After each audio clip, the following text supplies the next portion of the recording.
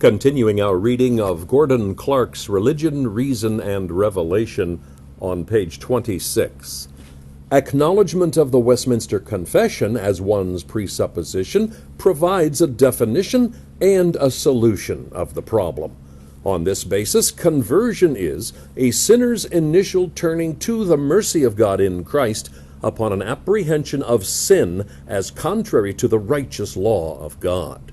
Although this is not a verbatim quotation from the Confession, it is a fairly close approximation of the Puritan or Calvinistic meaning, and if this is what is meant by conversion, it is clear that Hindu experiences cannot be called experiences of conversion. It is only slightly less clear that many experiences called Christian by careless thinkers are not conversions and may not even be Christian at all. The confused state of mind of secular psychologists who mix together all sorts of experiences, which at best have only the most superficial similarity, renders their investigations almost completely useless. One might as well announce as great a discovery that coxcombs, the light from the planet Mars, and communists are all red. If psychologists are not supposed to legislate, nevertheless, Christianity should. Sin. A third and final example of misapprehension resulting from poorly defined terms, also arising in connection with the phenomena of conversion, is the sense of sin. To return for the last time to Pratt, we note that he hardly disguises his antipathy toward Bunyan's experience.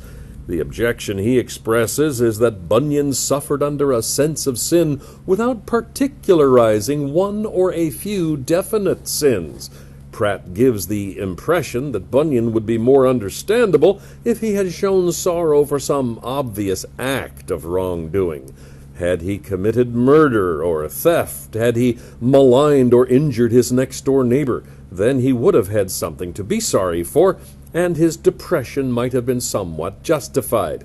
But, says Pratt, in disparagement, Bunyan suffered merely from a sense of sin rather than from any definite acts. The reason why Pratt passes from simple psychological description to open condemnation is not hard to see. He has tacitly defined sin as an overt and voluntary act, possibly restricting it to fairly serious acts, and he shows no understanding of the view of sin as any falling short of God's standards. In his non-Christian view, peccadillos, possibly and certainly inherited, involuntary character are not regarded as sin. Thus, Pratt, with his presuppositions, can neither appreciate nor even understand the Christian doctrine of human depravity. He is trying to apply a secular notion of sin to the Christian experience of Bunyan, and the result is no more relevant than it is impartial. Time and time again, this is what happens. In the following chapters, with respect to several important problems, it will be seen at great length how the ambiguous and misplaced terms of the comparative method either produce insoluble difficulties and paradoxes, lead to obvious absurdities, or come illogically to conclusions inimical to Christianity. The non-Christian arguments regularly assume that the point in dispute before they start. The questions are so framed as to exclude the Christian answer from the beginning.